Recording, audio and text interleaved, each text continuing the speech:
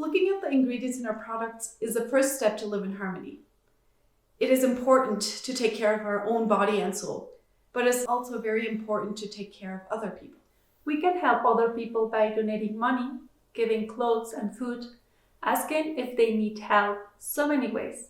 Another great way to care for others is to consider how our seemingly small and everyday choices can impact others' lives, like the ingredients in our products. Where do they come from? Who makes them? How are they made?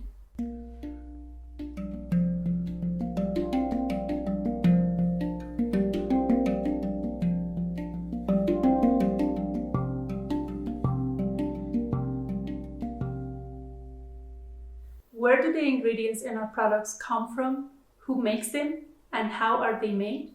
To take a look into these questions, let's start with one very common ingredient that we can find in personal care products: mica.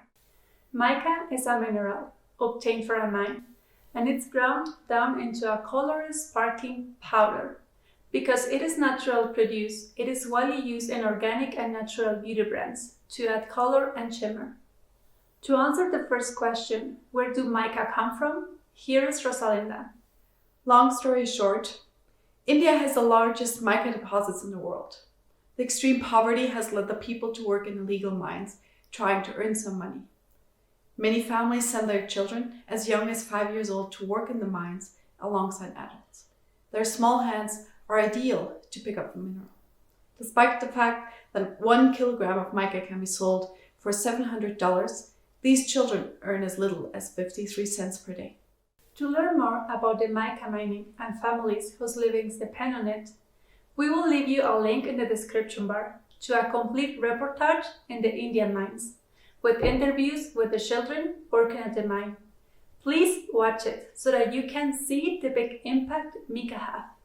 While mica is harmless as a solid, its powder or dust can cause both long and short-term health problems, like irritating the eyes and the skin, going as far as causing fibrosis in the lungs, resulting in chronic coughing and shortness of breath. Workers in cosmetic manufacturing factories, as well as the mining workers, are at high risk of mica exposure through inhalation. As you can see, the seemingly small and everyday choices can impact others' lives. Something as simple as buying a shadow, lipstick, or blush can contribute to child labor and slavery. We, the consumers, can make the difference. Let's ask the cosmetic companies to fight for fair trade for the families in India. And not only our choices in cosmetic matter. Let's go with Rosalinda, who will talk us about the need to know facts about cotton. Worldwide, 25.10 million tons of cotton are being produced per year, being the most common natural crop. Most of it is being grown in India. To produce 1 kilogram of cotton, 3,800 liters of water are needed. Another way of putting it, it is estimated that 97% of the water in the Indus River goes toward the production of crops like cotton. Cotton is also one of the most heavily insecticided and pesticided crops. It is estimated that the pesticides applied to cotton make up to 11% of the global pesticide use, and insecticide make up 25%. Meanwhile, the organic cotton makes up a tiny percentage of the total cotton market, only 0.7%. Most people think of cotton as a natural fiber. As we can see, it's one of the most chemically treated crops in the world. To give you some perspective, for every 9 ounces of cotton, that is a t-shirt, growers use an average of 17 teaspoons of chemical fertilizers, as well as a teaspoons of pesticides. And let's consider that 7 of the 15 pesticides commonly used on cotton are listed as associated with human cancerogens by the APV. We won't eat our cotton t-shirts and all these chemicals, but let's go with Rosalinda, who will tell us about the consequences that do exist. There are many social and health issues associated with cotton cultivation, including poor workers' rights and hazardous working conditions in pesticide application. For starters, thousands of cotton-related workers and their families suffer from pesticide poisoning every year. The death number ascends to 1,000 per day. This is because workers who apply pesticides are unlikely to use protective clothing.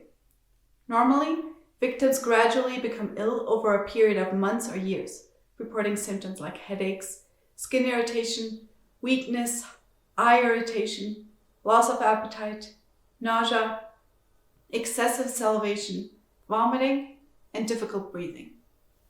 And some symptoms may only appear later in life or even in the next generation. These include learning difficulties, accelerated puberty, infertility, and increased susceptibility to cancer. Other long-term effects include embryo malformation and DNA mutations. As we can see, cotton can be seen as a natural product if it's not organically produced.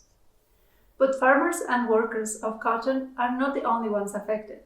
Children are victims of pesticide poisoning, even if they do not participate in the industry, just for the proximity of their homes to the cotton fields or because the reuse of empty pesticide containers. You may ask, but what can I do to help these people? Here are some steps you can take. Change from cotton makeup removal pads to reusable ones. Sign up for campaigns to promote organic cotton. Ask your favorite brands to stock organic clothes. Support and buy from brands that use organic cotton. Make sure to follow Quest for Harmony on Instagram and stay tuned for our next video.